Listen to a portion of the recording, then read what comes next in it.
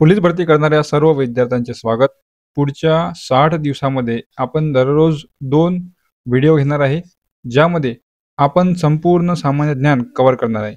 या सीरीजमध्ये तुम्हाला प्रत्येक घटकावर, जसे महाराष्ट्राचा भूगोल आहे, तर प्राकृतिक भूगोल, आर्थिक भूगोल, लोकसंख्या, या प्रत्येक घटकावर तुम्हाला 100 पेक्षा जास्त प्रश्न पाहायला मिळतील, जे वन लाईनर स्वरूपात असेल आणि प्रश्न उत्तरामध्ये तुमचा जवळपास सर्व पॉईंट कव्हर होतील.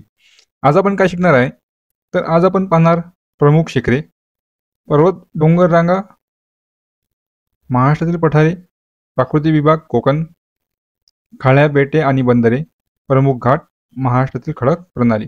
या सर्व घटकावर आपण 100 पेक्षा जास्त आज वन लाईनर पाहणार आहे. आणि याच प्रकारे पुढल्या 2 महिन्यामध्ये तुमचं जीके जास्तीत जास्त कव्हर होईल. याचप्रमाणे आपण व्हिडिओ घेऊ आणि त्यामध्ये प्रश्न समावेश करू. चला तर सुरुवात करूया. पहा, आधी पाहणार आपण महाराष्ट्रातील प्रमुख शिखरे. पहिला प्रश्न, महाराष्ट्रातील सर्वोच्च शिखर कोणते? तर कळसुबाई, जिल्हा अहमदनगर. अहमदनगरचे नवीन नाव काय झाले आहे कमेंटमध्ये नक्की सांगा. कमेंटमध्ये मी जेव्हा तुम्हाला म्हणेल कमेंटमध्ये नक्की सांगा, त्याचा अर्थ असा होईल की ते तुम्ही मला सांगणार, पण सोबतच तुमच्या सुद्धा लक्षात राहणार की या घटकाचं हे उत्तर आहे. पुढचा प्रश्न, कळसुबाई शिखराची उंची किती आहे? तर 1646 मीटर. महाराष्ट्रातील दुसऱ्या क्रमांकाचे उच्च शिखर कोणते? तर उत्तर आहे साल्हेर, जिल्हा नाशिक. महाराष्ट्रातील तिसऱ्या क्रमांकाचे उच्च शिखर कोणते आहे? तर महाबळेश्वर, जिल्हा सातारा. तुम्हाला ज्या ज्या शिखराची उंची माहीत आहे त्या शिखराची उंची लगेच कमेंटमध्ये सांगा, जेणेकरून ते तुमच्या पाठ होऊन जाईल. महाराष्ट्रातील प्रमुख शिखरांची उंचीनुसार उतरता क्रम सांगा. सर्वात उंच कळसुबाई, नंतर साल्हेर, नंतर महाबळेश्वर, नंतर हरिश्चंद्रगड, नंतर सप्तशृंगी आणि नंतर तोरणा. हा पुढे, हरिश्चंद्रगड हे शिखर कोणत्या जिल्ह्यात आहे? उत्तर आहे अहमदनगर. उत्तरामध्ये पुन्हा अहमदनगर आलेलं आहे, तर लक्षात ठेवा अहमदनगर शहराचे नवीन नाव काय आहे? तर अहिल्यानगर. नंतर सप्तशृंगी शिखर कोणत्या जिल्ह्यात आहे? तर नाशिक. तोरणा हा प्रसिद्ध किल्ला किंवा शिखर कोणत्या जिल्ह्यात आहे? उत्तर आहे पुणे.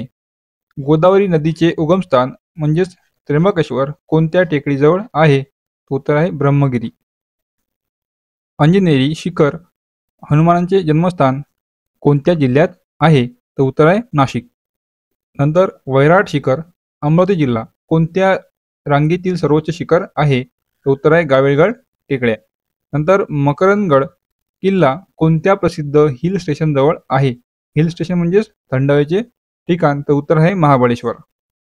आपण या व्हिडिओच्या शेवटी सुद्धा पाहणार आहे की प्राकृतिक भूगोलमध्ये तुम्ही कोणते पॉईंट वाचायला पाहिजे, जेणेकरून तुमचा चांगल्या प्रकारे अभ्यास होईल. आता पाहू आपण पर्वतरांगा व डोंगर रांगा. पहा, महाराष्ट्राची पश्चिम सीमा कोणत्या पर्वताने निश्चित केली आहे? उत्तर आहे सह्याद्री पर्वत. यालाच आपण पश्चिम घाट सुद्धा म्हणतो. नंतर सह्याद्री पर्वताची महाराष्ट्रातील सरासरी उंची किती? तर उत्तर आहे 900 ते 1200 मीटर. याचे उत्तर तुम्ही ऑप्शननुसार द्या. नंतर महाराष्ट्राच्या उत्तरेकडील सीमेवर कोणती पर्वतरांग आहे? उत्तरेकडे म्हटलेलं आहे तर सातपुडा पर्वतरांग. नंतर तोरणमाळ हे पठार आणि अस्तंबा हे शिखर कोणत्या पर्वतरांगेत आहे? तर उत्तर आहे सातपुडा पर्वतरांग. मित्रांनो, तुम्हाला जर आणखी माहिती असते तर ती माहिती तुम्ही कमेंट बॉक्समध्ये सांगा, म्हणजे कारण की तुमचं रिव्हिजन सुद्धा या व्हिडिओमध्ये होऊन जाईल. नंतर आहे गाविलगड टेकड्या कोणत्या पर्वतरांगेचा भाग आहे? तर उत्तर आहे सातपुडा पर्वतरांग. चिखलदरा हे थंड हवेचे ठिकाण कोणत्या टेकड्यांमध्ये आहे? तर उत्तर आहे गाविलगड टेकड्या, जिल्हा अमरावती. नंतर पहा, गोदावरी आणि तापी नद्यांचे खोरे कोणत्या डोंगररांगेने वेगळे झाले आहे? उत्तर आहे सातमाळा अजिंठा डोंगररांगा. असे प्रश्न खूप वेळा विचारण्यात आलेले आहे मित्रांनो परीक्षेमध्ये. तुम्ही जर PYQ पाहिले असाल तर तुम्हाला माहीत पडेल असे प्रश्न खूपदा विचारण्यात आलेले आहे. कोणत्या पर्वतरांगेमुळे किंवा कोणत्या डोंगर रांगेमुळे कोणत्या 2 नद्यांचे खोरे वेगळे झाले आहे? पुढचा प्रश्न, गोदावरी आणि भीमा नद्यांचे खोरे कोणत्या डोंगर रांगेने वेगळे केले आहे? तर उत्तर आहे हरिश्चंद्र बालाघाट डोंगररांग. नंतर आहे भीमा आणि कृष्णा नद्यांचे खोरे कोणत्या डोंगर रांगेने वेगळे केले आहे? तर उत्तर आहे शंभू महादेव डोंगररांग. नंतर आहे भामरागड प्रामुख्याने कोणत्या जिल्ह्यात आढळतात? तर उत्तर आहे गडचिरोली. नंतर चिरोली टेकड्या कोणत्या जिल्ह्यात आहेत? तर उत्तर आहे गडचिरोली. हे लक्षात राहते, चिरोली, गडचिरोली. नंतर पहा, दरकेसा टेकड्या कोणत्या जिल्ह्याच्या सीमेवर आहेत? तर उत्तर आहे गोंदिया. नंतर अजिंठा लेणी कोणत्या डोंगर रांगेत आहेत? तर उत्तर आहे सातमाळा अजिंठा रांग. वेरूळ लेणी कोणत्या डोंगर रांगेत आहेत? तर उत्तर आहे वेरूळ डोंगर रांग, बालाघाटची उपरांग. नंतर आहे सिंहगड किल्ला कोणत्या डोंगर रांगेचा भाग आहे? उत्तर आहे शंभू महादेव रांगेचा उपविभाग. आता पाहणार आहे आपण महाराष्ट्रातील पठारे. पहा, महाराष्ट्र पठार म्हणजेच देश कोणत्या खडकापासून बनले आहे? तर बेसॉल्ट खडकापासून. यावर आणखी एक प्रश्न आला होता पोलीस भरतीमध्ये 2023 मध्ये. महाराष्ट्र पठार हे कोणत्या उद्रेकामुळे बनलेले आहे? तर त्याचे उत्तर होते भ्रंशमूलक उद्रेक. नंतर आहे महाराष्ट्राचा किती टक्के भाग दख्खनच्या पठाराने व्यापला आहे? तर उत्तर आहे सुमारे 90%. नंतर आहे तापी नदीच्या खोऱ्याला काय म्हटले जाते? तर उत्तर आहे खानदेश. मांजरा पठार कोणत्या दोन नद्यांच्या दरम्यान आहे? तर उत्तर आहे गोदावरी आणि भीमा. नंतर सासवडचे पठार कोणत्या जिल्ह्यात आहे? तर उत्तर आहे पुणे जिल्हा. नंतर आहे म्हैसमाळचे पठार थंड हवेचे ठिकाण कोणत्या जिल्ह्यात आहेत? तर उत्तर आहे छत्रपती संभाजीनगर, जे आधी औरंगाबाद नावाने होते. नंतर आहे तोरणमाळाचे पठार कोणत्या जिल्ह्यात आहे? तर उत्तर आहे नंदुरबार. पाचगणी हे थंड हवेचे ठिकाण कशासाठी प्रसिद्ध आहेत? तर उत्तर आहे टेबल लँड. आणि यासोबतच स्ट्रॉबेरी सुद्धा लक्षात ठेवायची. नंतर बुलढाणा पठार कोणत्या नदीच्या खोऱ्याचा भाग आहे? तर उत्तर आहे तापी पूर्णा खोरे. नंतर सह्याद्रीच्या पूर्वेकडील कमी पावसाच्या प्रदेशाला काय म्हणतात? तर उत्तर आहे पर्जन्यछायेचा प्रदेश. नंतर मालेगाव पठार कोणत्या जिल्ह्यात आहे? तर उत्तर आहे नाशिक. मित्रांनो, आपण महाराष्ट्रातील भूगोल यावर फक्त प्राकृतिक भूगोल यावरच प्रश्न पाहत आहे. आपण प्रत्येक छोट्या छोट्या घटकावर प्रश्न डीपमध्ये घेऊन तुमचे जास्तीत जास्त प्रश्न कव्हर होतील यावर भर देणार आहे. आता पाहू प्राकृतिक विभाग, कोकण आणि इतर सर्व. पहा, महाराष्ट्राचे एकूण किती प्राकृतिक विभाग पडतात? तर 3. एक कोकण किनारपट्टी, दुसरे सह्याद्री पर्वतरांग, तिसरे महाराष्ट्र पठार. कोकण किनारपट्टीची लांबी किती आहे? तर उत्तर आहे 720 किलोमीटर. कोकण किनारपट्टी कोणत्या प्रकारची आहे? तर उत्तर आहे रिया प्रकारची. नंतर कोकणची रुंदी उत्तरेकडे आणि दक्षिणेकडे आहे. तर उत्तरेकडे जास्त म्हणजे रुंद आणि दक्षिणेकडे कमी होत गेलेली आहे, अरुंद. नंतर कोकणातील सखल भागाला समुद्रालगतच्या काय म्हणतात? तर खराटी. तुम्हाला माहित असेल, यावर सुद्धा प्रश्न खूप वेळा विचारण्यात येतो. कोकणातील सखल भागाला जे समुद्रालगत असते त्याला म्हणतो आपण खलाटी, आणि कोकणातील सह्याद्री लगतच्या उंच भागाला काय म्हणतात? तर वलाटी. सह्याद्री पर्वताला पश्चिम महाराष्ट्रात काय म्हणतात? तर उत्तर आहे घाट. उत्तर कोकणात कोणत्या जिल्ह्यांचा समावेश होतो? तर पालघर, ठाणे, मुंबई शहर, मुंबई उपनगर, रायगड, रत्नागिरी आणि सिंधुदुर्ग. होतो का? नाही, फक्त काय विचारलंय? उत्तर कोकणात. ठीक आहे. नंतर दक्षिण कोकणात कोणत्या जिल्ह्यांचा समावेश होतो? उत्तर आहे रत्नागिरी आणि सिंधुदुर्ग. नंतर कोकणातील नद्यांचे मुख्य वैशिष्ट्य काय आहे? तर त्या आखूड आणि वेगाने वाहणाऱ्या आहेत. महाराष्ट्रातील पहिला पर्यटन जिल्हा होण्याचा मान कोणत्या जिल्ह्याला मिळाला? उत्तर आहे सिंधुदुर्ग.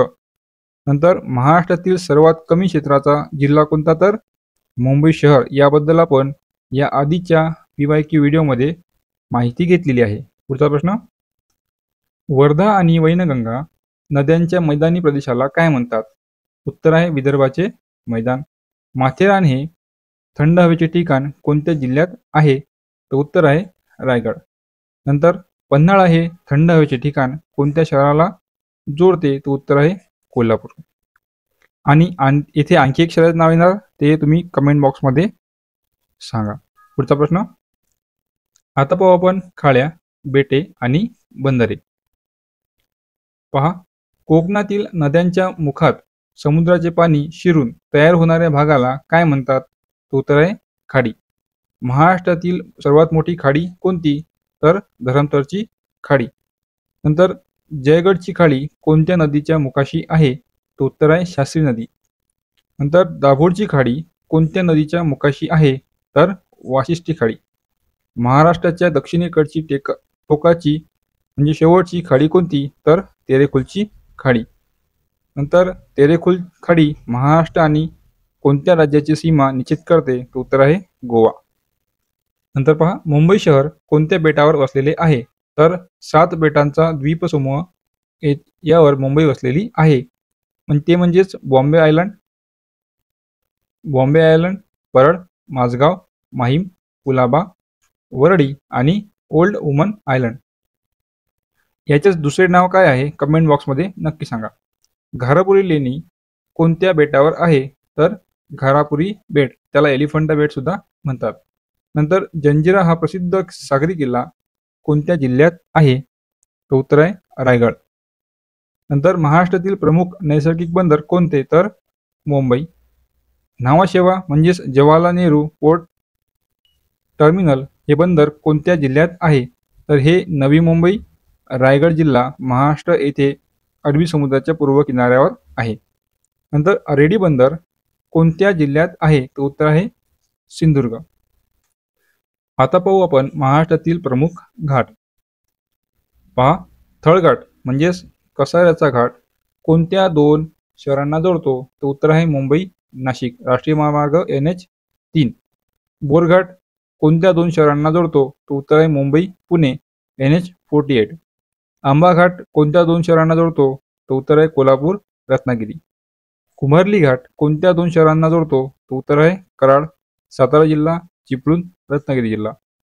फोंडा घाट कोणत्या मार्गावर आहे? तर उत्तर आहे कोल्हापूर पणजी गोवा.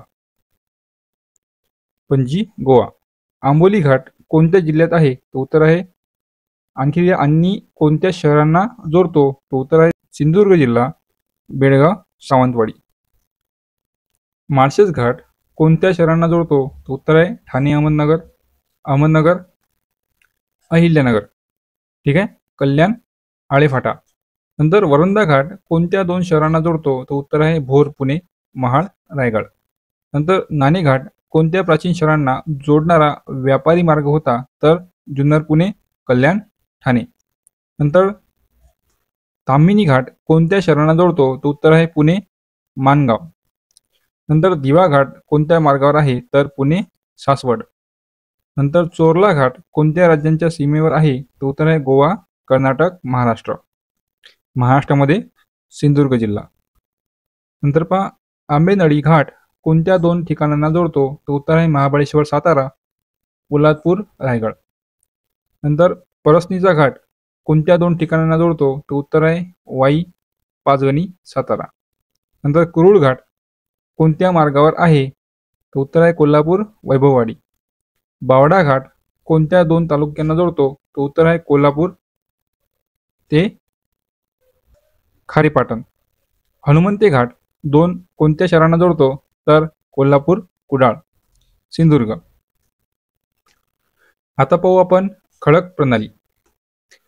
महाराष्ट्र पठार प्रामुख्याने कोणत्या खडकापासून बनलेला आहे? तर उत्तर आहे बेसाल्ट खडक. नंतर बेसाल्ट खडकाला दुसरे नाव काय आहे? तर डेक्कन ट्रॅप. बेसाल्ट खडकाची झीज होऊन कोणती मृदा तयार होते? तर काळी मृदा, ज्याला रेगूर मृदा सुद्धा म्हणतात. नंतर महाराष्ट्राच्या कोणत्या भागात आर्कियन खडक आढळतात? उत्तर आहे पूर्व विदर्भ, ज्यामध्ये गडचिरोली, गोंदिया, चंद्रपूर आणि दक्षिण कोकण.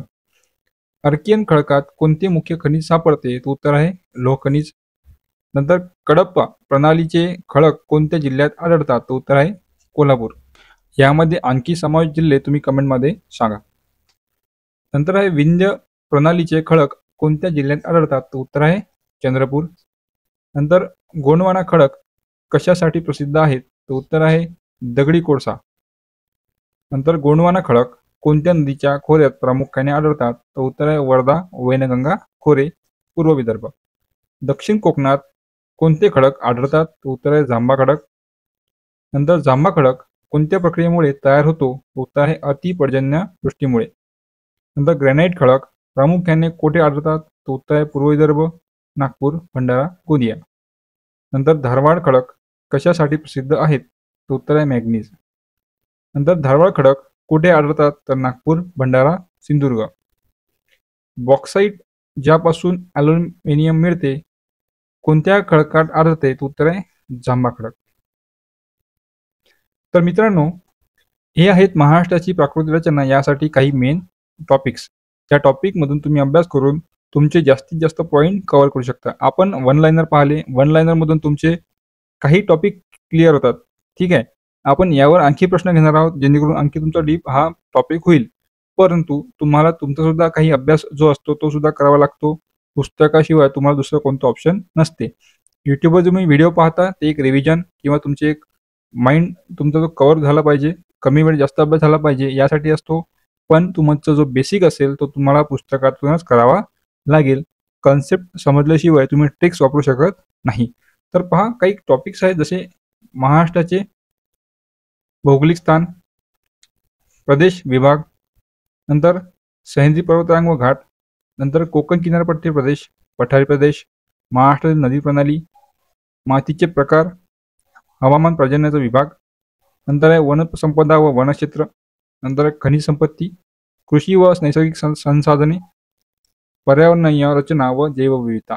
तर हे काही टॉपिक आहेत ज्यावर परीक्षेने खूप भर दिलेला आहे. यावर सुद्धा आपण वन लाईनर घेतच आहे. सोबतच तुम्ही सुद्धा जो अभ्यास करता या टॉपिकला धरून अभ्यास करा जेणेकरून तुमचा सुद्धा चांगल्या प्रकारे अभ्यास होईल. तर भेटूया पुढच्या व्हिडिओमध्ये. धन्यवाद. यानंतर आपण पाहणार आहे राज्यघटना आणि त्यावर येणारे प्रश्न.